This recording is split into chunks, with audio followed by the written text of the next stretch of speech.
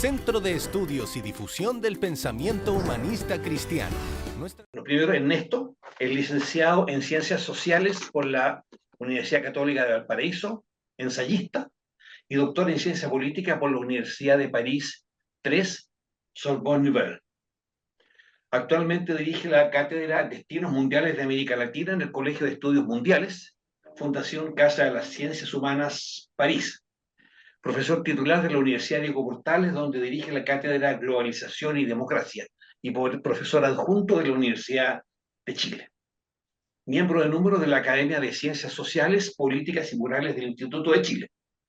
Fue director de análisis estratégico de la Presidencia de Chile entre el año 2000 y 2006, época de don Ricardo Lagos, el conocido segundo piso, me imagino, y durante el año 2008, esto no lo sabía, fue secretario ejecutivo adjunto de la CEPAL.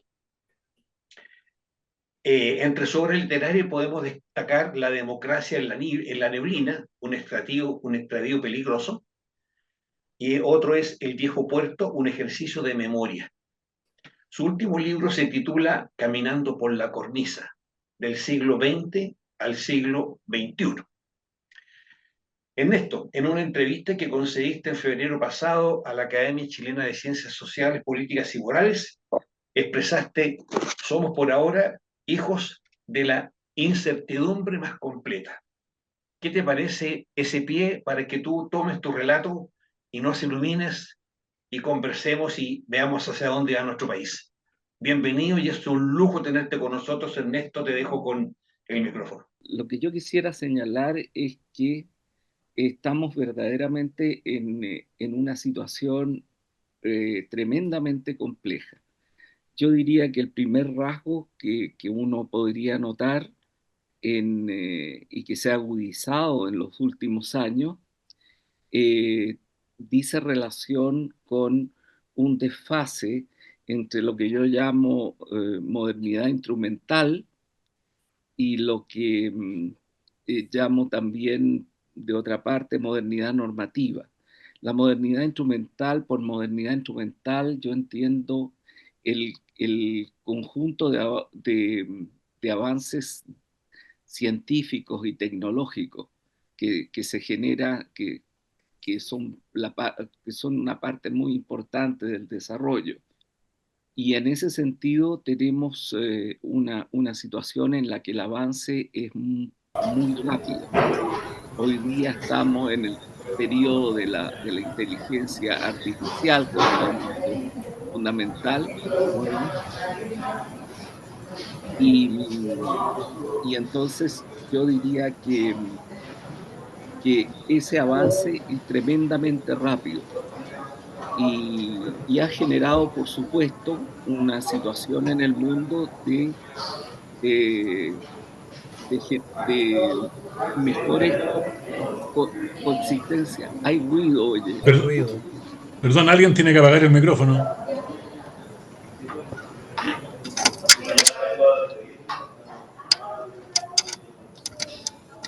Hay...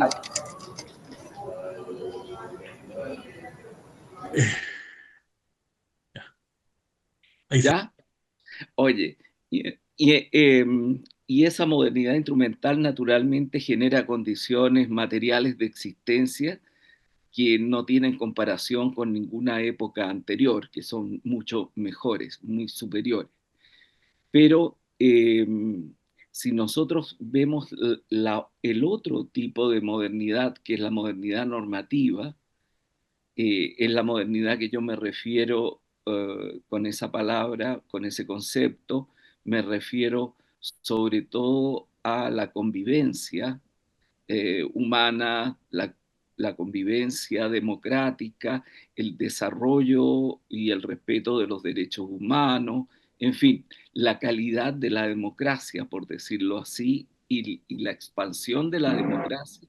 Estamos en una época en que hay un desfase muy negativo, es decir, se produce un avance muy rápido de la modernidad instrumental y una suerte de retroceso de la modernidad normativa. Ese es un primer punto que yo quisiera señalar. esta situación es muy grave porque este desfase que se ha producido, porque estamos viviendo un momento que en los aspectos geopolíticos, ¿aló? Sí, en los aspectos geopolíticos eh, no teníamos una situación así en el mundo, sino en los años 30 y en los años 40, ¿ah? Eh, en- y en parte de los años 20, es decir, del siglo pasado. Es decir, estamos en una situación solo comparable con ese periodo de la historia de la humanidad. Y ese fue un periodo tremendamente negativo.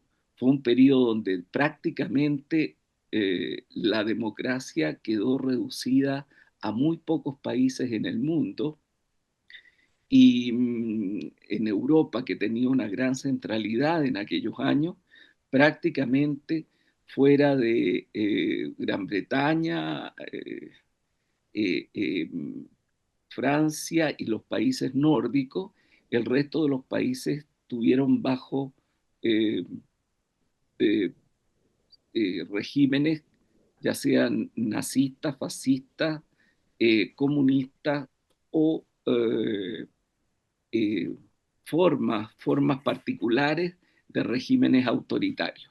¿Eh? Pero era esa la situación que terminó con la Segunda Guerra Mundial, donde murieron 80 millones de personas. Ese es el único periodo que nosotros podemos comparar eh, en el mundo. Y eh, al igual que lo que pasó en el 2008 y en el 2009, digamos, refiriéndome al siglo XXI, había habido antes en la crisis mundial financiera de 1929. Es decir, hay muchos puntos en común, con una diferencia, que la capacidad destructiva que tenemos hoy día la humanidad es mucho, mucho mayor que la que se tenía en aquellos años. Es decir, estamos viviendo una fase del desarrollo de la humanidad que es una fase eh, que algunos autores han llamado de diversas maneras. Eh, Cohen, el economista francés, la ha llamado como la fase triste de la globalización. ¿Mm? Otros intelectuales la han llamado como la era de las malas intenciones. Es decir, es una estructura geopolítica y de relaciones en el mundo que es muy peligrosa, lo que estamos pasando en este momento.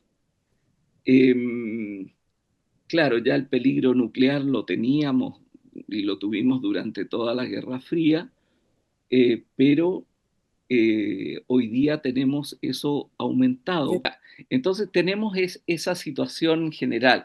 Es decir, cuando hablamos de Chile, eh, tanto de América Latina en su conjunto como de Chile, tenemos que entender que estamos actuando en este cuadro, en un cuadro que es muy eh, negativo, muy peligroso y que es difícil que se pueda mejorar mucho en los próximos años. Es decir, vamos a atravesar un periodo tremendamente peligroso. Entonces, señalo esto, no me extiendo más. Este es lo que yo trato de analizar en mi libro Caminando por la Cornisa, en mi último libro. Ahí está en detalle cómo llego a estas conclusiones. Pero te digo, ese es el mundo en el cual estamos viviendo y en el mundo en el cual vamos a vivir los próximos años. ¿Qué pasa entonces con un país como Chile? ¿Ah? Que es un país mediano en cuanto a su porte, pequeño en cuanto a su población, con con ingresos económicos medios que están más o menos estancados desde hace más de 10 años, es decir, que no ha habido un crecimiento en los últimos 10 años, y se ha podido mantener, sin embargo, de manera todavía, porque había un patrimonio acumulado por un muy buen periodo anterior, se ha podido mantener todavía desde el punto de vista de los indicadores sociales una situación que no ha tenido un gran deterioro, pero que no va a poder seguir presentándose así si no hay un cambio, digamos, en esta situación de lentitud, de estancamiento del Hola, crecimiento. Cachiti. Hola, hola, hola, hola, hola, hola. Hola, mi niña. Ups, espérame, Ernesto. Por Venga, favor, venga, venga. pido de nuevo, Pobrecita por ya. favor, que cierren sus micrófonos. Estamos escuchando algunos arrumacos familiares que son muy gratos, pero que nos funcan en esta reunión. Por favor, apaguen sus micrófonos.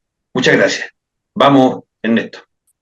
Bueno, entonces esa es la situación que enfrenta este país. Ahora, por ahí surge diciendo, cuando se hace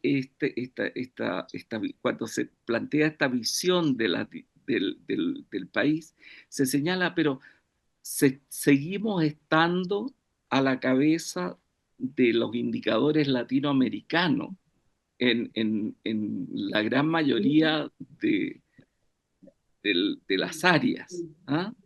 De un país. Pero eso no es mucho mérito nuestro, porque lo que ha habido es, desde 2013 de manera muy fuerte, es una caída en América Latina que es muy grande. América Latina tuvo un último momento bueno entre 2003 y 2013, y después del 2013 se produjo una gran caída también en América Latina, es decir, una tendencia que había en poder alcanzar un acercamiento a los países más desarrollados, hoy día se ha vuelto hacia atrás. Y eso que la economía mundial tampoco ha avanzado enormemente, pero ha habido una caída en América Latina que no es solo una caída económica, es una caída también institucional, democrática. En lo único que estamos a la cabeza es en la criminalidad global, donde somos, vamos a la cabeza del mundo. No en la violencia en general, porque no hemos tenido guerras nosotros, pero en cuanto a criminalidad, lo que yo quería señalar frente a esto es que este es el Chile que tiene que enfrentarse en una situación, por decirlo así, que no es catastrófica, ni mucho menos, pero que tiene que enfrentarse a un mundo que está en una situación extremadamente difícil en estos momentos. Y cuando digo extremadamente difícil, no es solo los elementos que he señalado, sino que también de una situación geopolítica en la cual eh, elementos distópicos comienzan a aparecer de manera muy fuerte. Yo creo que el elemento distópico más reciente ha sido la elección, dejemos a Rusia, a la guerra en Medio Oriente, etcétera, que todos conocemos, pero el elemento más distópico ha sido la elección del presidente Trump en los Estados Unidos.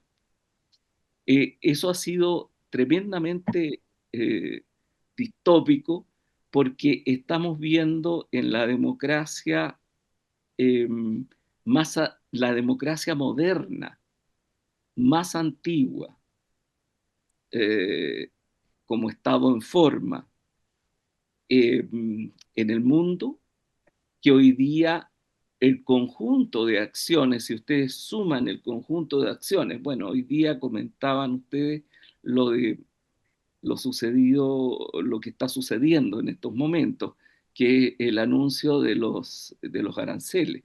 Entonces estamos en una situación en la cual se ha llegado a producir algo que yo considero muy grave, que en ese país, digamos, que es muy importante para la existencia de Occidente, se está produciendo algo más que un gobierno, digamos, de extrema derecha o que podríamos tener una mala opinión de él. No, lo que se está produciendo son elementos distópicos hacia un cambio de régimen. Es decir, hoy día lo que está en cuestión es si la democracia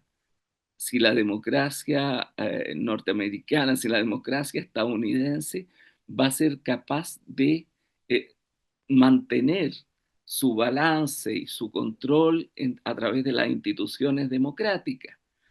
Entonces, eso es una cuestión muy nueva, digamos, en la geopolítica mundial, y por lo tanto no existe, por decirlo así, eh, un tipo de relación que tenga que ver algo que ver con eh, con posiciones de una forma de pensar.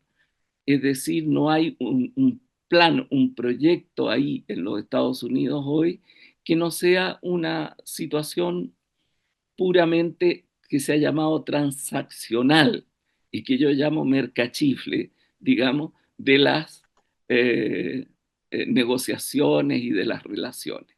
Bueno, entonces estamos en esta situación. Ahora, en en este mundo, ¿cómo Chile puede enfrentar esta situación? Yo partiría diciendo una cosa. Chile ha acumulado entre 1990 y yo diría durante alrededor de 20 años un fuerte patrimonio, que es un patrimonio político, institucional, económico, etcétera. Y posteriormente ha tenido muchos años, ya son alrededor de 15 años en decaída respecto a eso, respecto a lo que había alcanzado en esos 20 años. Entonces, es un país que puede mantenerse, pero si ustedes ven todas las proyecciones que hay de la economía mundial, las proyecciones para Chile son relativamente estancadas. Son son una formas de crecimiento en lo cual he hecho una revisión de varias fuentes, tanto privadas como públicas, como de organismos internacionales, pero que están alrededor del 2%, alrededor del 2% de proyección de crecimiento. Y claro, con ese crecimiento, Chile no está en condiciones de asegurar una serenidad política y social. Entonces, frente a esta situación, la pregunta inmediata es, ¿a dónde está el centro de este problema? Yo estoy convencido que, claro, es un problema multicausal, es un problema cultural, es un problema social, es un problema eh, eh, que, económico, pero yo creo que el centro de la base de esta situación que vive Chile es la política. Si ustedes me dijeran, tienes que elegir dentro de la multicausalidad, cuál es el elemento que no funciona, que no está funcionando, y que explica esta situación. Y yo diría que es la política. Yo diría que es la política la que no está funcionando de manera tal de permitir eh, salir de este estancamiento. Yo creo que eso es lo que nos podría permitir salir de esto que los economistas suelen llamar como el síndrome, ¿no es cierto?, de los países de crecimiento medio, ¿ah? En donde llegan hasta un punto y en ese punto comienzan a tener problemas tremendos para poder seguir avanzando. Ahora, ¿qué es lo, qué, cómo se produce esto? Ah, y quisiera decir, perdón, antes de responder a esa pregunta, cómo se expresa esto. Y yo creo que la forma eh, más clara de expresarlo es decir, cuánto conflicto puede una sociedad como la chilena tolerar para seguir avanzando. Cuánto conflicto, cuánta mala calidad de la política, cuánta pelea, cuánta pelotera, ¿ah? Resiste esta sociedad para seguir avanzando. No tenemos ningún caso en el mundo que un país haya llegado a niveles de desarrollo más altos que los ingresos medios sin que haya habido fuertes consensos al interior de esos países. Ahora, Chile no solo está lejos de los consensos que existieron durante un periodo, el periodo de los 20 años, de los acuerdos, de, de, de la perspectiva de una idea de país reformador, de un país que realizaba reformas con apoyos mayoritarios y lograba constituirse y tenía un sistema político e institucional que funcionaba con defectos, que funcionaba con problemas, que funcionaba con todo lo que es la naturaleza humana, digamos. ¿Ah? Perfecciones no existen, por lo menos en la política y por lo menos y en este mundo, digamos.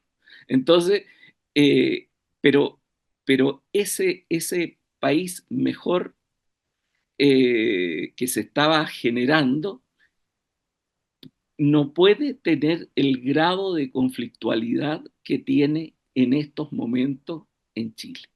Yo creo que este grado de conflictualidad actual es un grado de conflictualidad que no permite, lo, lo, no permite salir de esta medianía o de esta mediocridad. Digan medianía eh, los, los más suaves, digan mediocridad los menos suaves, digamos. ¿Ah? Pero de esta medianía no se puede salir con este nivel de conflictualidad. Ahora, frente a esto, yo creo que el problema está en la explicación, déjenme ir un poco atrás, en la explicación de por qué nos pasó esto, por qué fuimos capaces, después de reconquistar la democracia y perfeccionar esa democracia durante esos 20 años, avanzar enormemente en esa democracia, junto con, en ese mismo periodo, avanzar en una disminución que es una materia de estudio en las universidades europeas y en las universidades asiáticas, de rapidez en la disminución de la pobreza y donde la disminución de la desigualdad en América Latina, bien sabemos que la desigualdad tiene raíces muy antiguas y es muy difícil. Pero si tú cualquiera de las formas de medición de la desigualdad, ya sea el Gini, que tiene sus defectos, con la relación 10, 40, 50 por ciento de la población, cualquiera sea la forma como tú hagas esta medición, han habido también avances más lentos, sin duda, en este sentido, porque terminar con la desigualdad en periodo de gran crecimiento también es muy complicado, porque hay una tendencia que las sociedades también en el inicio de, de un avance de crecimiento muy rápido, en un país que crecía poco, eh, se pueda generar mayores desigualdades. Sin embargo, no pasó eso con nosotros en democracia, cuando reconquistamos la democracia. Bueno, ¿qué es lo que hizo que en un determinado momento esto cambiara, esta situación se degradara y nos incorporáramos después de los años de mediado de la primera decena del, del año 2006, 7, 8, en esos años, y nos incorporáramos a la situación de América Latina en general de gran volatilidad que existió en ese periodo. Entonces, qué es lo que logró? ¿Cuál es la causa de eso? Por supuesto, yo no tengo una respuesta muy completa frente a eso, que fue la desaparición de una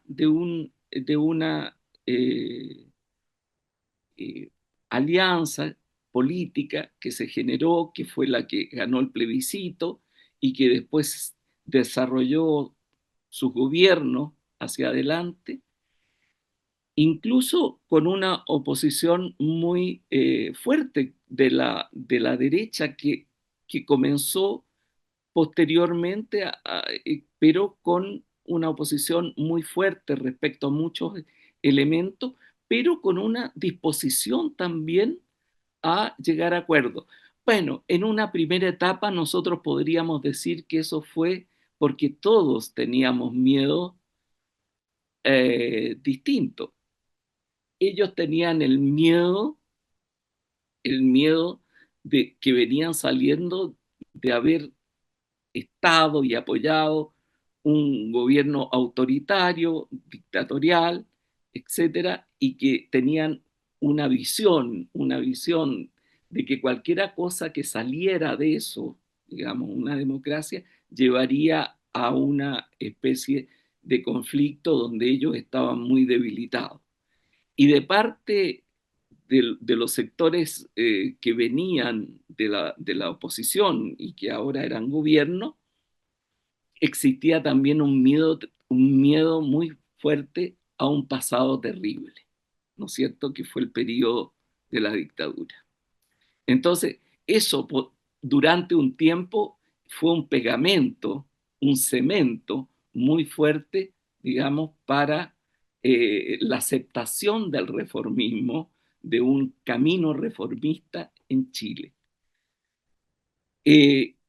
Posteriormente, yo diría cuando ya, y me refiero ya en el gobierno, terminado el gobierno de Frei, que fue ese tiempo que todavía podíamos decir que el miedo podía ser el cemento principal que permitía a la concertación tener estos resultados.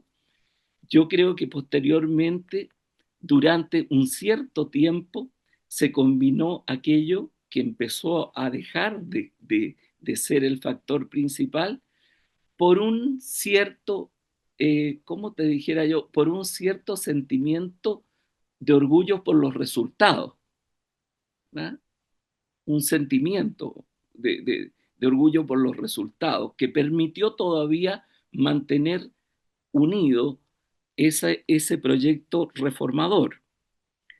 Pero yo tengo la impresión, y ahí digo cuál es mi pensamiento al respecto, de que nosotros no medimos bien, y cuando digo nosotros hablo de quienes conformábamos la concertación con todos sus defectos, ¿eh? Con todos sus defectos, con sus errores, alguien puede pensar con ciertas lentitudes en algunos casos, en fin. yo creo que el elemento más fuerte, a mi modo de ver, es que nosotros tuvimos un error de percepción muy grande. Y ese error de percepción del proyecto reformador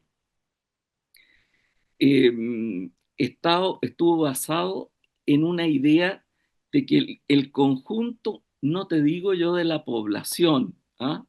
Porque siempre los gobiernos de la Concertación tuvieron un fuerte apoyo de la población, de la ciudadanía.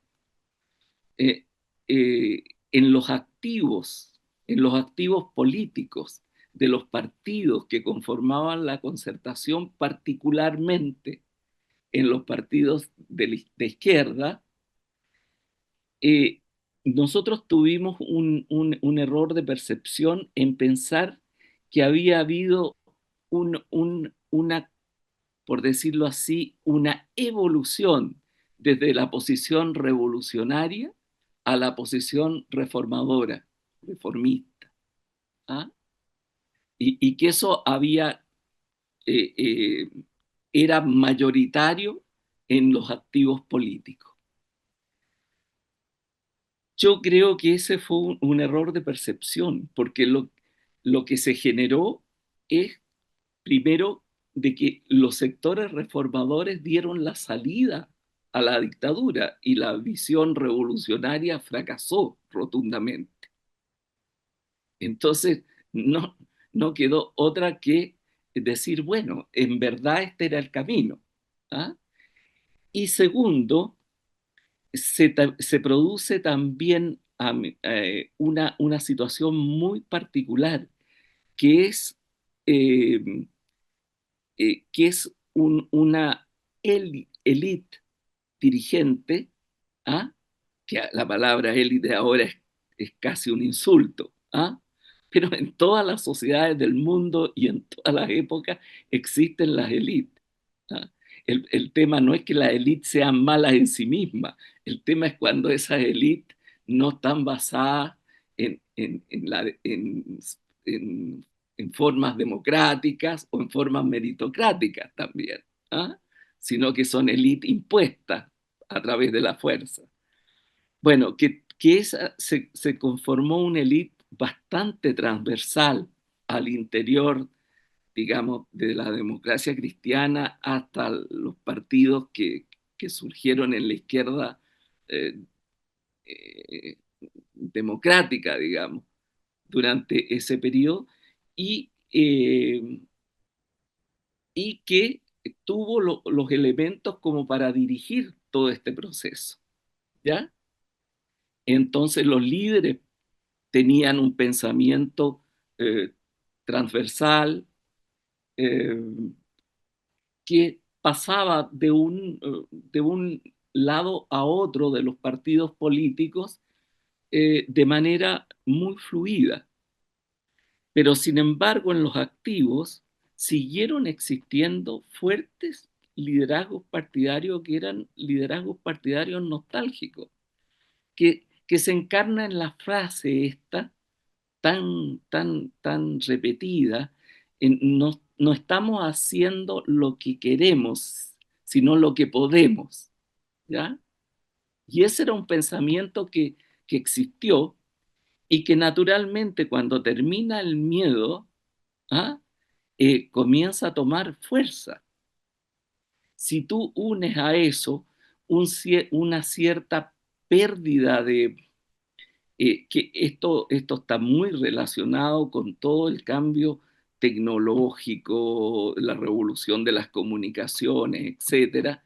En fin, de que la democracia comienza a tener factores estructurales de crisis, particularmente los partidos políticos eh, comienzan a tener eh, un espacio que es un espacio menos basado en el logos, en la palabra, menos basado en una convivencia permanente, sino que la imagen empieza a ser fundamental y lo copa todo, naturalmente comienza a aparecer la importancia de la cuña por sobre el discurso, ¿ya?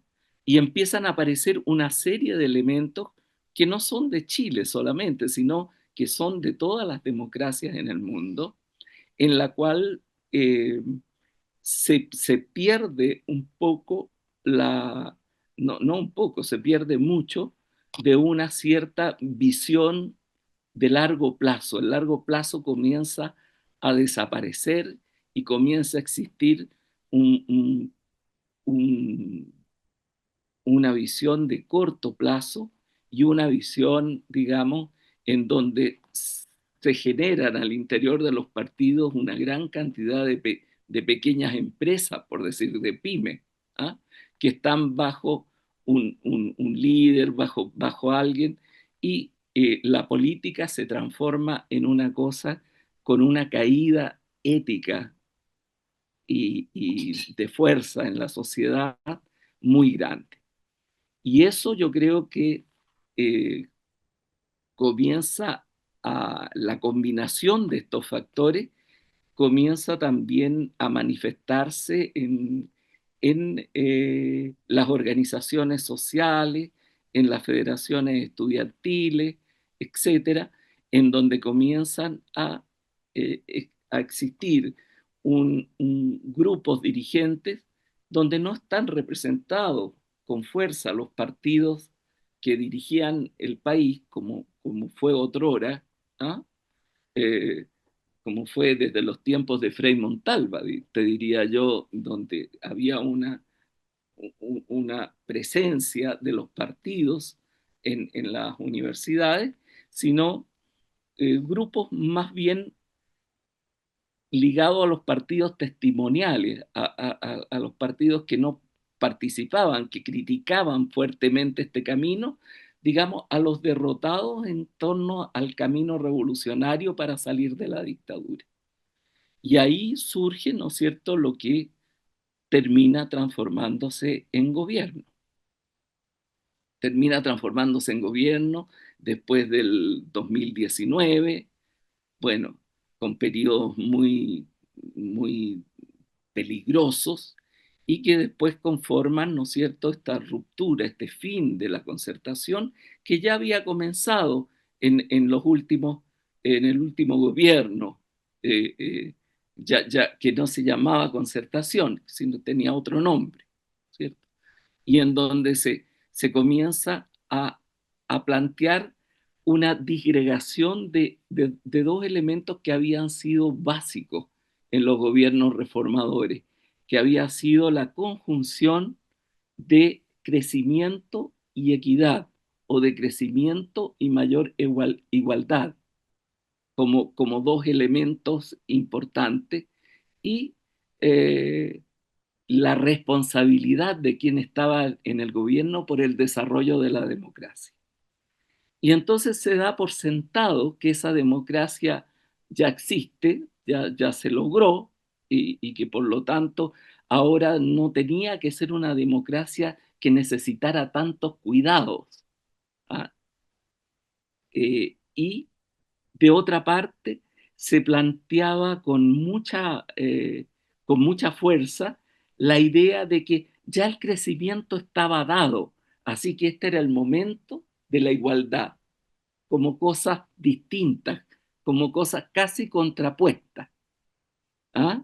Donde el crecimiento era señal de un reformismo cobarde para avanzar, por decirlo así, y la igualdad era un factor que no había sido suficiente.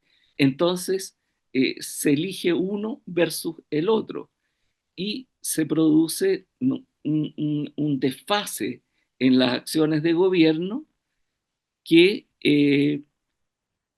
junto a un movimiento social que comienza a, a plantear ya de manera muy fuerte la crítica al camino seguido, a este camino de la prudencia, a este camino del cuidado, digamos, en cómo se lograban las cosas, del camino en que tenía que haber una gran disciplina fiscal para avanzar, del camino que nos llegó a tener una, una, una deuda pública de 5, ¿no es cierto?, de 5%, y que hoy día ya está muy avanzada. Todavía en términos de cómo está el mundo, no es enorme, pero es una deuda pública mucho mayor de lo que se manejó. ¿Mm? Entonces, se produce esto hasta que llegamos a esta situación. Y yo diría que esa es esta evolución que pasa por la pérdida de la serenidad del desarrollo, la pérdida también del espacio reformador. Yo no hablo tanto de centro o de izquierda democrática, digamos, ¿ah? Sino que hablo del espacio reformador. Ese espacio reformador perdió, ¿no es cierto?, su espacio político, se redujo su espacio político. Es que nadie puede votar por ti si tú no estás orgulloso de lo que hiciste.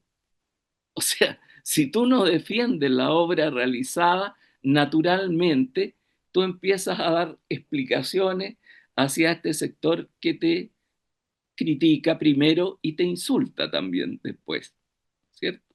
Y eso es lo que nosotros vivimos en Chile.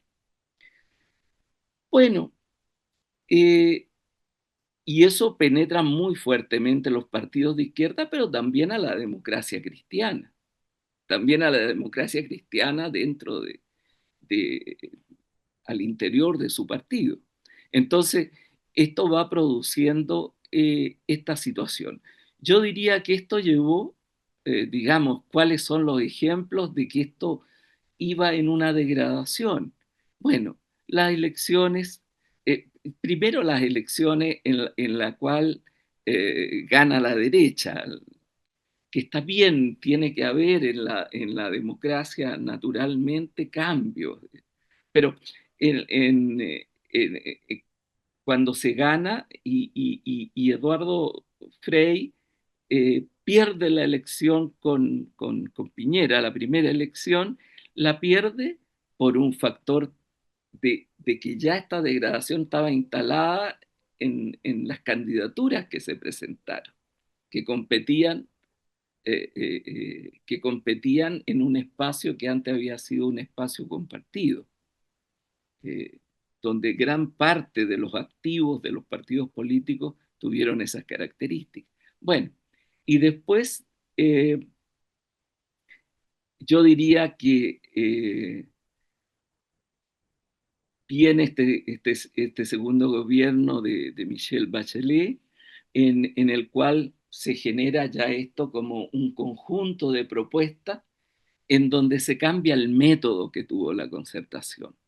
El método que tuvo la concertación fue un método en que se avanzaba en la medida en que tus reformas tú las hacías sobre la base de contar con una mayoría sólida. Las grandes reformas, digo, no el día a día.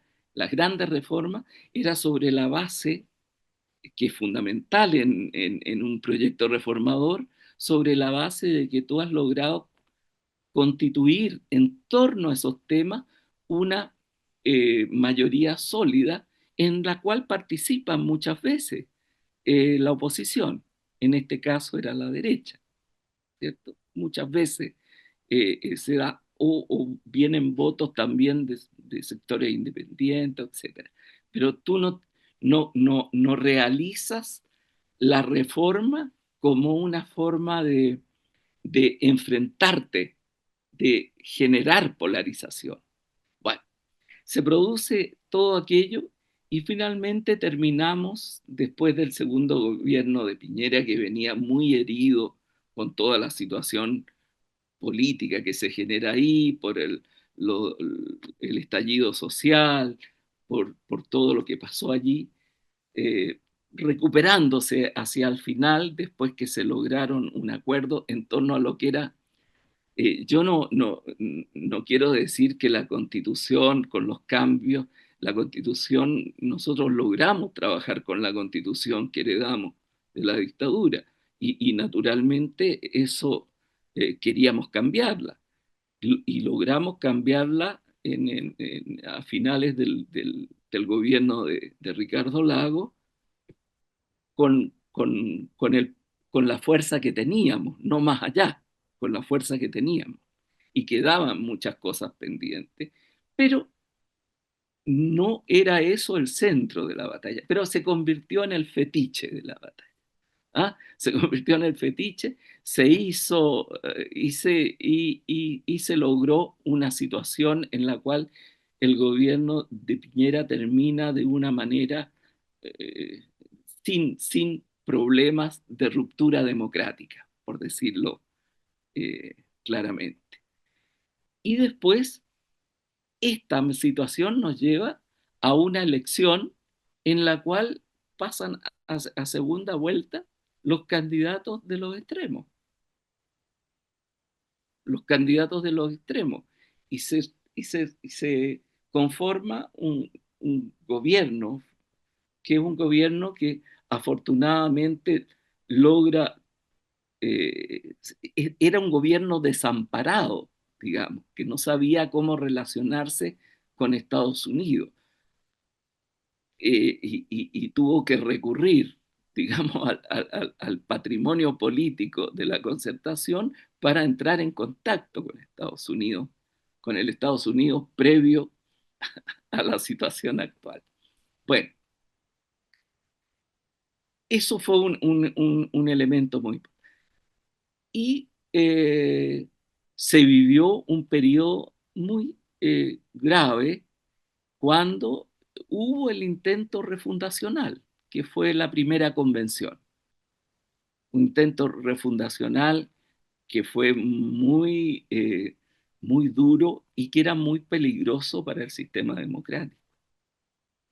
Y ahí, digamos, afortunadamente eso se paró, la gente no estuvo de acuerdo con eso, votó en una gran cantidad contra eso y el gobierno tuvo que transformarse en un gobierno eh, que uno puede tener la opinión que quiera, pero en un gobierno que no realiza, por decirlo así, grandes cambios. Por el contrario, realiza muy pocos cambios y que gestiona las cosas como puede, digamos, porque queda herido fuertemente hasta que vaya a terminar este gobierno.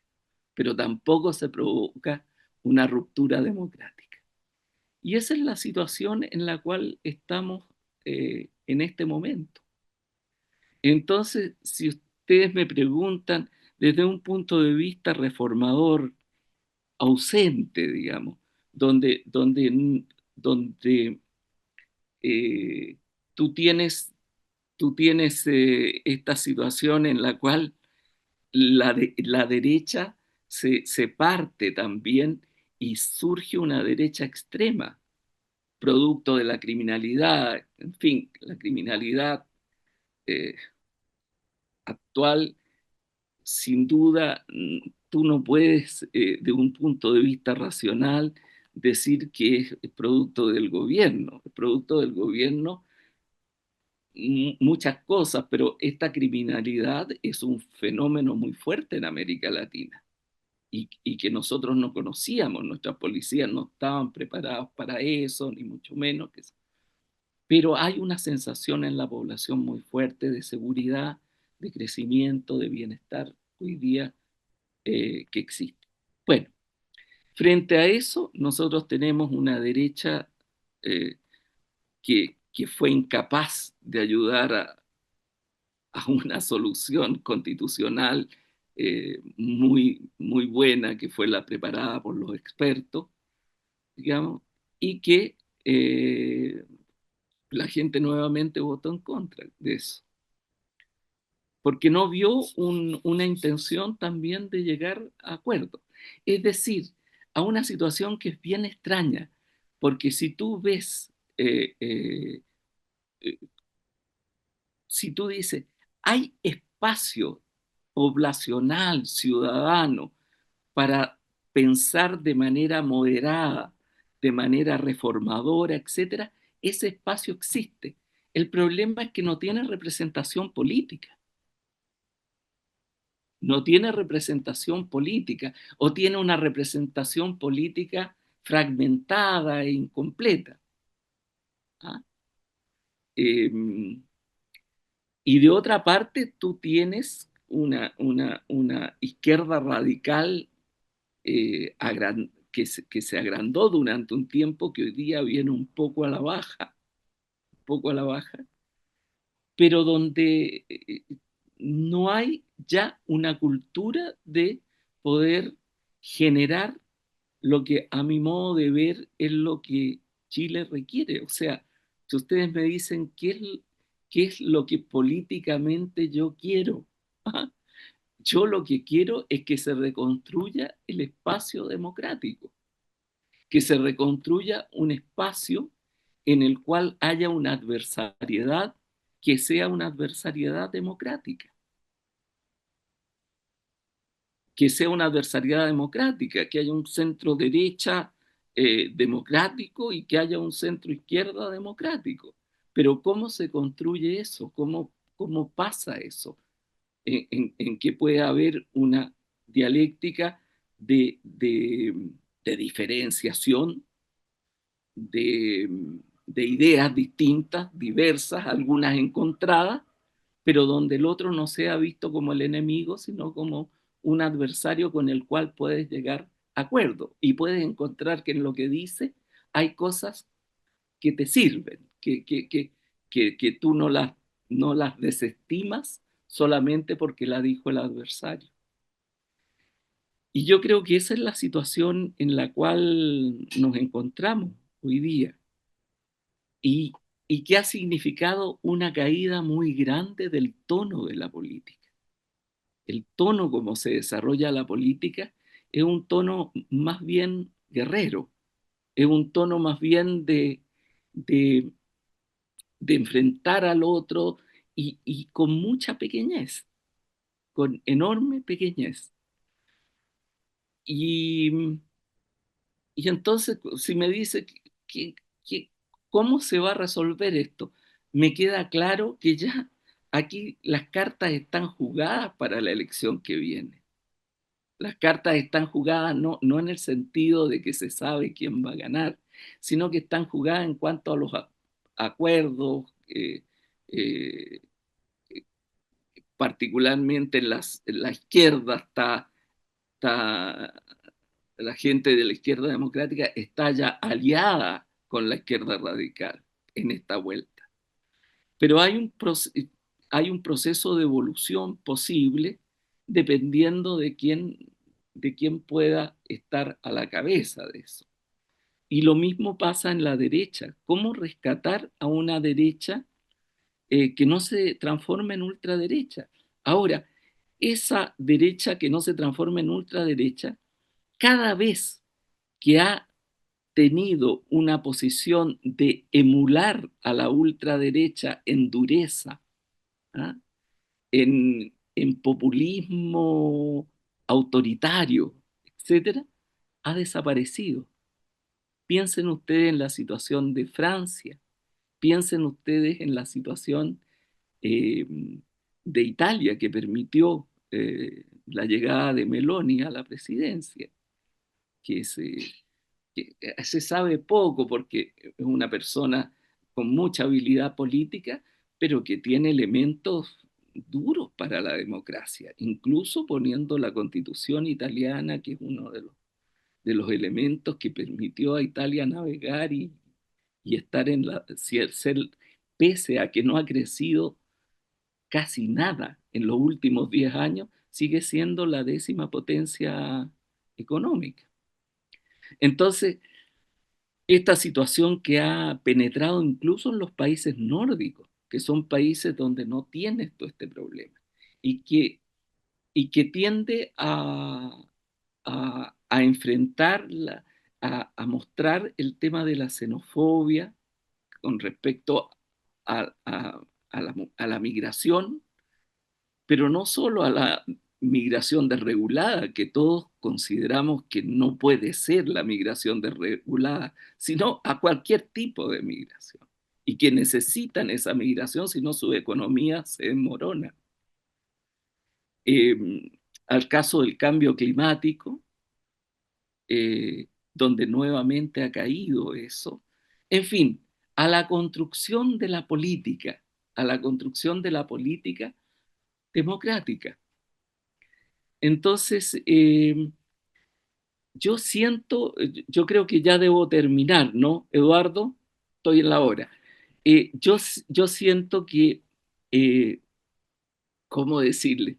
Yo siento que puede sonar muy pesimista mi posición, pero no es pesimismo.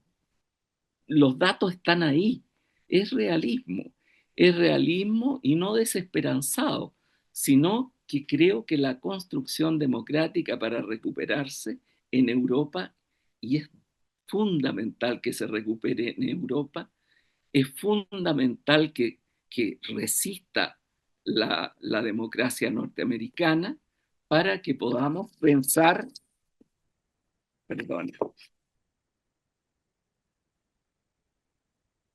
para que podamos pensar, ¿no es cierto?, en en el reforzamiento de una posición democrática que tenga capacidad de representar un espíritu que existe, que está en el área política, pero como decía Tocqueville, ya Tocqueville lo dijo esto a principios del siglo XIX, al principio del siglo XIX, cuando dijo, los seres humanos tenemos una autovisión de que somos mejores de lo que somos. Ajá. Que es muy peligrosa, porque pensamos que nosotros queremos democracia porque nos gustan sus principios, nos gusta la convivencia pacífica, nos gusta poder hacer cambios sin que haya ruptura, pero, dice, nosotros somos menos buenos que eso. Y cuando no hay resultados de la gestión democrática, la gente empieza a pensar en lo autoritario. Entonces yo creo que ese es el momento en que estamos y creo que esta construcción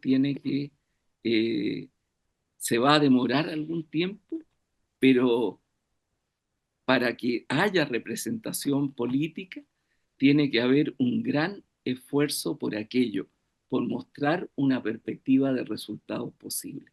Perdonen lo largo y muchas gracias. Un millón de gracias, Ernesto. Quisiera aprovechar de pasar de inmediato al tema de las preguntas y respuestas y voy a respetar el orden en que han pedido la palabra. Primero, Tomás Yábara, adelante, por favor. Básicamente, tengo dos dudas en términos de forma.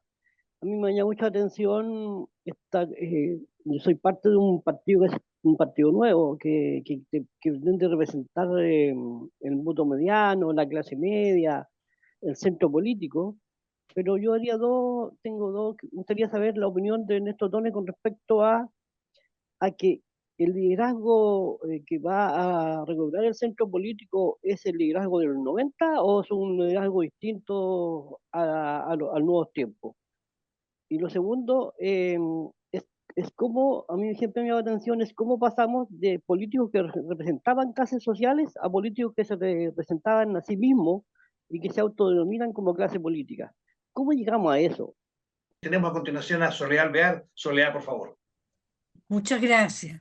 Lo primero, agradecer a Ernesto por su presentación, bueno, tan lúcida y tan real de lo que es el escenario mundial, tan complejo, así como también en el escenario chileno. Bien propio de Ernesto y sus diagnósticos y propuestas que le conozco hace mucho tiempo, en forma positiva, digo. Ujú.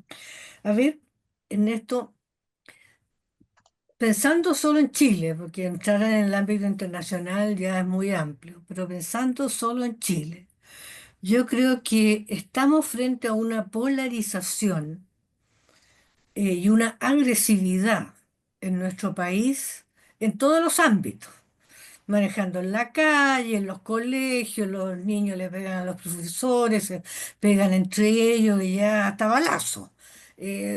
Cuando se maneja, la agresividad se representa de muchas maneras. Y por otra parte, la falta de amistad cívica que existe en el mundo político y en la sociedad en su conjunto, en que podemos pensar distinto, pero todos somos personas y podemos dialogar y encontrar esos puntos de acuerdo tan indispensables que son para construir una sociedad democrática. En ese contexto, tú mencionas, y lo comparto 100%, la necesidad de que vuelva a surgir dentro de esta polarización, y sobre todo la polarización extrema que existe en este momento, un centro político, como tú bien lo has señalado, que pueda ser amplio, amplio, para los efectos de superar esta polarización y superar esta falta de amistad cívica que es clave para poder desarrollar nuestras políticas.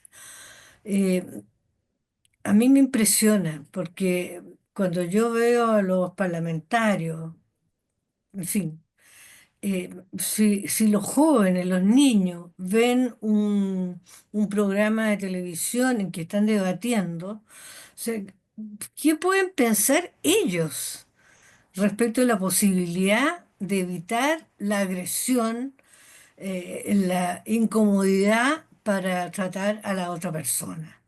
Entonces, esa necesidad de centro construido, uno no puede decir construido a la manera de la concertación, pero ojalá el tipo que tuvimos para permitir avanzar en crecimiento y en equidad, que yo creo que es fundamental en nuestro país, porque sin uno o sin lo otro no va a haber desarrollo en Chile. Tenemos que hacer ese esfuerzo y me gustaría que tú pudieses pronunciarte sobre esto. Bueno, entonces vamos con estas dos. La primera pregunta de Tomás Java. Mira, yo creo que la historia no se puede retrotraer, ¿no es cierto? Entonces, si tú me dices, estoy pensando en un liderazgo como el de la concertación, no, no estoy pensando, porque la concertación tuvo otro momento. La concertación tenía que construir un país democrático que había vivido muchos años bajo una dictadura y tenía un conjunto de prioridades y todavía tenía una sociedad con esas características que planteé más adelante. No, pero lo que sí puede tener son los valores que tenía ese liderazgo. ¿Ah? Hay cuestiones metodológicas que son fundamentales, sin las cuales tú no puedes eh, construir eh, democracia. La primera es el rechazo a la posición amigo-enemigo. Si tú consideras que el adversario es un enemigo, tú no puedes construir una democracia porque frente al enemigo tú generas una situación de guerra, ya sea física o de una guerra ideológica o política, en la cual tú tienes que destruir al enemigo. ¿Ah? Tienes que destruirlo porque eso es una guerra.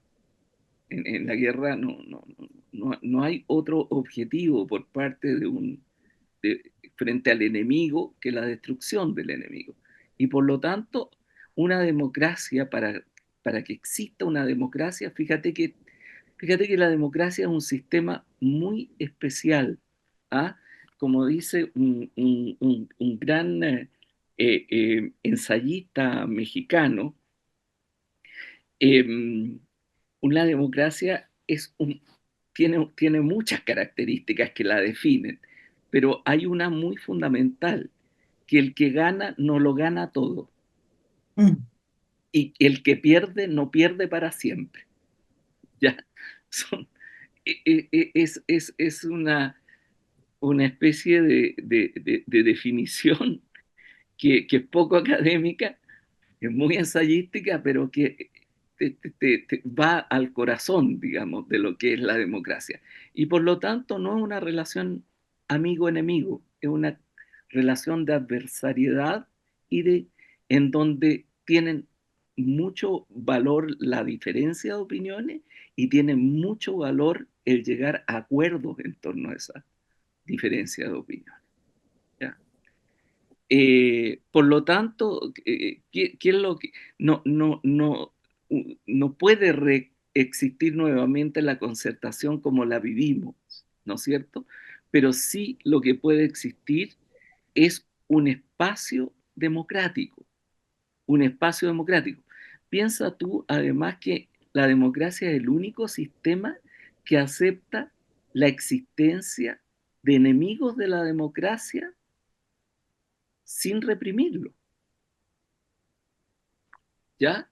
O sea, pueden haber partidos políticos que no son, que no tienen como proyecto una democracia, ya sea explícitamente o no, pero en general ellos son partidos que aunque tú tengas duda de su objetivo democrático, ellos pueden plantear sus ideas, sus planteamientos, etcétera, y tú los mantienes. Claro, una democracia no puede mantenerse en base a partidos no democráticos, puros partidos no democráticos, porque desaparece la democracia. ¿Ah? Pero esa es lo que se llama la paradoja de la democracia, ¿cierto? En que incluso existe esa forma. Ahora, es muy buena lo que tú señalas, porque el problema es que ya los partidos no pueden representar clases sociales en la forma en que lo representaban antes, porque las clases sociales antiguas hoy día no existen como tales.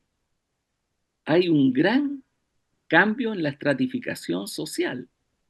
Fíjate que eh, No. la clase obrera pasó de ser, digamos, el sector mayoritario de la población a ser un sector más bien minoritario. ¿Ah? La estratificación social de la sociedad de la información no tiene mucho que ver con con la estratificación de la sociedad industrial. No tiene mucho que ver con eso. Entonces, los partidos representan, deberían representar más bien proyectos político-culturales, ¿ah? Y con composiciones mm, donde no hay composiciones clasistas propiamente tal. Fíjate que si tú ves hoy día, yo los invito a mirar la encuesta de quienes, miren ustedes la encuesta, porque esto podría ser muy largo. Yo le podría decir, mire, en Europa la clase obrera hoy día vota por los partidos de extrema derecha, en su mayoría. Claro, porque son en cierto eh, de una cierta forma, antisistémicos esos partidos. Y claro, la globalización dejó a los heridos de la globalización. Y los heridos de la globalización, muchos de ellos pertenecen a los sectores que era la clase obrera industrial, por las deslocalizaciones, etcétera, en fin. Pero todo esto es un flujo muy rápido que cambia. Entonces ya los partidos no tienen una representación de clase como la que tenían en la sociedad industrial. Pero miren ustedes la encuesta, cualquier encuesta, la encuesta de todas las que están en giro. Cuando ustedes ven la votación, si ustedes ven quiénes tienen quiénes han respondido a la encuesta, quiénes son simpatizantes, por ejemplo, del Frente Amplio, ¿ah? Ustedes van a ver que hay más simpatizantes del Frente Amplio en el ABC1 que en el DE. Y ustedes pueden encontrar en la extrema derecha, Kaiser tiene un gran apoyo en sectores DE por el tema de la seguridad. Son esos sectores los que sufren en carne propia más fuertemente eso. Entonces, las representaciones de la democracia del futuro va a ser una representación más bien en torno a proyectos políticos culturales. Y por lo tanto, ahora a mí no me gusta el término clase política, se usa mucho, me parece que tiene toda la razón, que es un término que llama a la confusión y llama a una sospecha de que esta clase política en sí misma está lejos de la ciudadanía. Digamos, se transforma en una... Ahora, muchas veces esto es cierto que pasa. ¿Ah? Muchas veces tú ves que es cierto, que están discutiendo cosas que no tienen que ver mucho con el interés ciudadano, sino con una pelotera chica, ¿ah? Entre ellos. Pero yo creo que el término clase política no es un buen término, un término que llama a la confusión. Yo creo que ha ayudado mucho también a esta separación entre ciudadanía y dirección política, digamos, ¿ah? Y a la visión de la política como algo noble de la sociedad. Eso es respecto a las primeras dos preguntas. Lo que me planteaba Soledad, eh, eh, yo estoy de acuerdo con ella. Hoy día, todos los elementos que ella señaló, lo que señaló que hay una crisis de autoridad, ¿no es cierto? Hay una crisis de autoridad que es evidente. Hay una confusión de roles, como decía Blaise Pascal. Los roles están confundidos. La amistad cívica aparece como algo, o apareció durante mucho tiempo, yo creo que venimos de vuelta en eso, pero apareció como algo bobo, tontón, ¿ah? Débil, ¿ah? eh, eh, propio de reformistas que no tienen ganas de hacer cambio. Sufrió mucho eso cuando se atacó la política de los acuerdos como un mal en sí mismo. Yo creo que eso, hoy día hay una gran nostalgia por eso, ¿ah? En la ciudadanía. Y la ciudadanía premia cuando se llegan a acuerdos. El lenguaje de los parlamentarios, la caída del lenguaje, la desaparición del logos, ¿ah? La desaparición del logo, y la frase insultante y descalificadora, todo esto. Pero todo esto pasa en todos los países, ¿ah? Pasa en todos los países, no pasa solo en Chile, hay que tenerlo claro. Esta es una caída muy fuerte que ha significado también y que está ligado a la revolución de las comunicaciones, a la sociedad de la información, a todas estas cosas. Pero en Chile ha habido, claro, la polarización y la agresividad es muy grande. Y es muy grande precisamente por esta relación amigo-enemigo, eh, que, que está de Smith, digamos, que está por sobre la relación de adversariedad democrática. Ahora, ¿qué es lo que tiene que volver a surgir? Yo no hablo no soy un nostálgico de la concertación. Estoy muy orgulloso de lo que hizo la concertación, pero no soy un nostálgico de la concertación. Lo que yo trato de plantear es que la democracia necesita un ámbito democrático. Y ese ámbito democrático, cuando yo lo veo, no lo veo como una cosa cohesionada. Puede existir una centro izquierda y una centro derecha.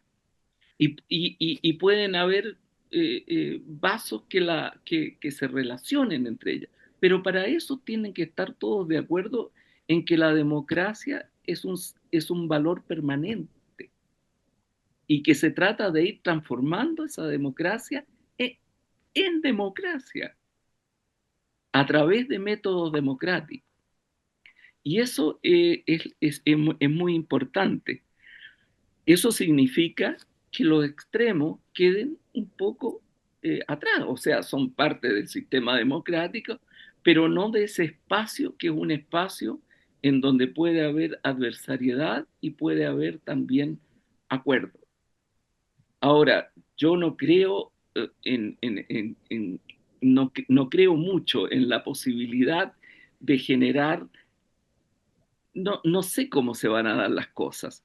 Eh, En Italia, por ejemplo, hoy que está la situación como, como conocemos, pero la esperanza de un cambio en Italia está dado sobre todo en la capacidad que tenga el Partido Democrático. El Partido Democrático es el segundo partido. El primer partido es el partido de la Premier, de la Meloni. El segundo es el Partido Democrático. Uno tiene 29%, el otro tiene 22%. El Partido Democrático es un partido compuesto donde convive cultura católica democrática, donde conviven la cultura, la vieja cultura del Partido Comunista Italiano, que era un partido muy especial, que fue el único que hizo una transición hacia la socialdemocracia con éxito. Y de sectores culturales, etcétera. Es decir, a veces pueden estar dentro de un mismo partido y a veces están en partidos diferentes, pero lo importante es que haya un espacio donde predominen las costumbres democráticas. Eso es lo que yo podría responder a las preguntas de Soledad. Gracias, Eduardo. Bueno, primero agradecerle a nuestro expositor con la brillantez que le caracterizan sus columnas, sus libros, sus reflexiones. Ahora, creo que la introducción que él hacía, naturalmente no podemos destinar el tiempo que nos queda a reflexionar sobre ella, pero sí tener presente, y yo creo que esa es la lógica de lo que hizo Ernesto, que en este mundo que sigue siendo globalizado, podrá ahora caer el proteccionismo económico, pero sigue siendo globalizado en las comunicaciones, en los medios, etcétera, está siendo objeto de un cambio, como él dice, cultural, pero un cambio político-cultural, y está afectando las normas de un humanismo cívico, de un humanismo democrático o de la democracia universal.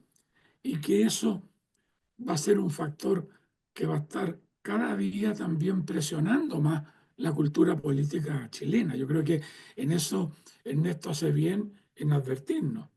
Hoy día yo conocía, me hablaban de que hoy día las embajadas americanas tendrían la instrucción de informar respecto a los críticos públicos de Trump y que eso podría traducirse en acciones frente a las eventuales visas.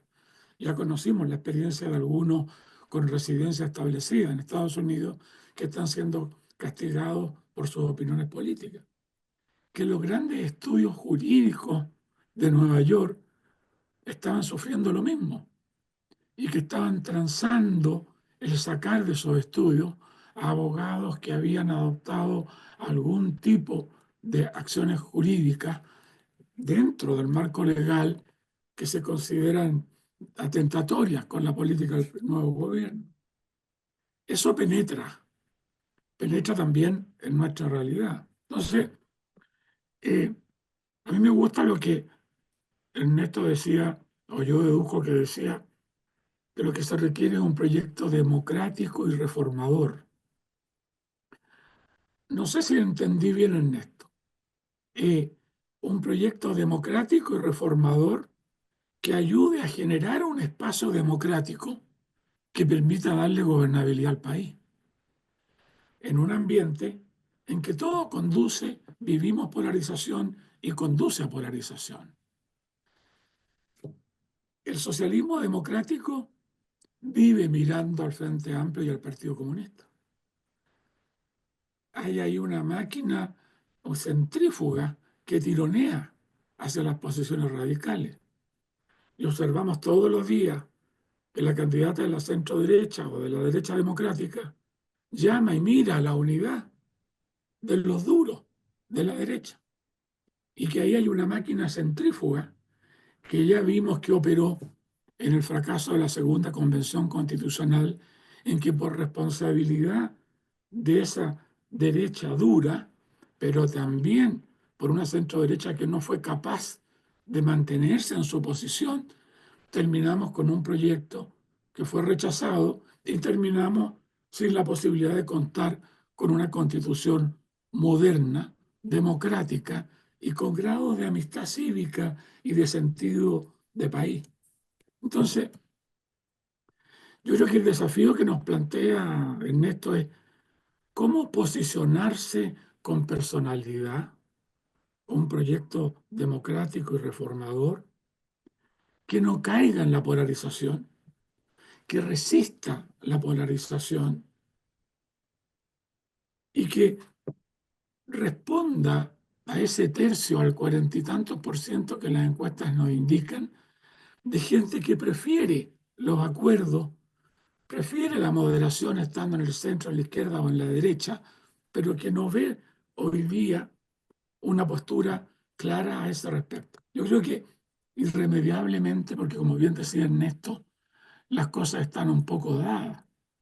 El tema es cómo, estando dadas, pueda generarse un proyecto democrático reformador con convicción, lo cual significa que a lo mejor no tiene éxito en el corto plazo, pero la política no se hace buscando el éxito de corto plazo. La buena política se busca haciendo lo correcto. Lo que le preguntaría en esto es si entendimos bien la idea de un proyecto democrático reformador que sea capaz de generar junto a otros un espacio democrático en el país. Y muchas gracias, Ernesto, por tu intervención. Gracias, Ute. Mira, yo lo que tengo que decir es que sí, que entendiste todo muy bien, o sea, que eso es lo que quise decir, ¿ah? O sea, en términos de convencimiento.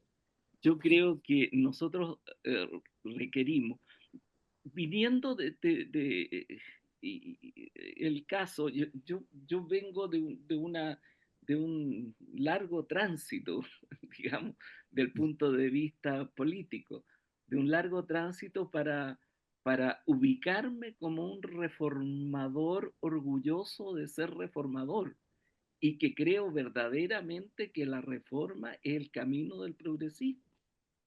Y por lo tanto yo no tengo problemas con progresismo porque se le dice progresista a cualquier cosa. Pero te quiero decir, del punto de vista de la reforma, si tú no estás orgulloso, si tú no crees que eso es lo que te refleja, naturalmente no, es imposible que tú convenzas a nadie. Entonces yo creo en eso, creo en un espacio reformador que esté constituido pluralmente y que pueda estar y que este espacio exista más hacia sectores conservadores, digamos, y a sectores reformistas que van a tratar de reformar la sociedad y otros que van a tender a conservar. Pero entendiendo que lo que los une, el cemento que hay ahí, es un cemento democrático, ¿ya? Y unos pueden estar en el gobierno y los otros en la oposición, o en la oposición unos y en el gobierno otros.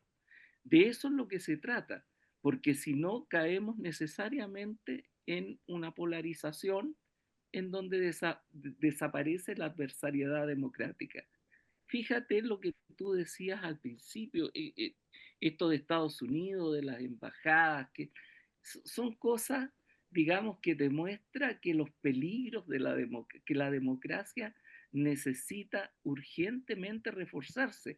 No te digo para mantenerla exactamente con las instituciones que tiene hoy, porque esto tendrá también, pero si esas instituciones no cumplen el rol fundamental que ha cumplido la democracia liberal, que es mantener, digamos, coexistiendo la libertad individual con, con, con una tendencia hacia la igualdad social, ya no estamos hablando de democracia, ¿no es cierto? Estamos hablando de otra cosa. Pero estamos en momentos muy difíciles y yo estoy muy de acuerdo en lo que tú señalas, que esta no es una cuestión que vamos a poder resolver en el corto plazo. Yo creo que todo pensamiento que hoy, porque la cicatrización es muy profunda, hubo mucho tiempo en que se hizo daño a esta idea. Y por lo tanto, la construcción va a ser una construcción difícil. Pero yo creo que esa construcción refleja mucho un sentido ciudadano que puede ser el sentido de una vida democrática. Es decir, sin esto no hay sujeto político. Los ciudadanos no son sujetos políticos, sino que están identificados con una doctrina, con una situación cerrada en sí misma y que por lo tanto no puede aceptar que en política no hay una sola verdad, ¿ya? Y eso es la base de la democracia. Con eso termino. Muchas gracias. Hasta ahí vamos a quedar, quedémonos un poco con esa idea. Ernesto, 1.000.000 de gracias por tu la iluminada que nos has hecho. Ha sido muy interesante. Gracias a todos los que han asistido. Y quiero anunciarles, para que me cobren la palabra, después de cada conversatorio, nosotros, ¿no es cierto?, en un lapso de unas 3 o 4 semanas, enviamos a todas las personas que nos han acompañado un boletín de modesta presencia, pero de muy buen contenido, con una editorial sobre este tema, un resumen de lo que ha dicho el relator invitado y un par de otras columnas, ¿no es cierto?, que van sobre el mismo tema para que uno tenga una posibilidad de hacer una especie de mirada en 360 grados. Así que 1.000.000 de gracias de nuevo, Antonio. Gracias a todos y nos vemos en unas 3 semanas. Ya tendrán noticias nuestras. Muchas gracias. Centro de Estudios y Difusión del Pensamiento Humanista Cristiano.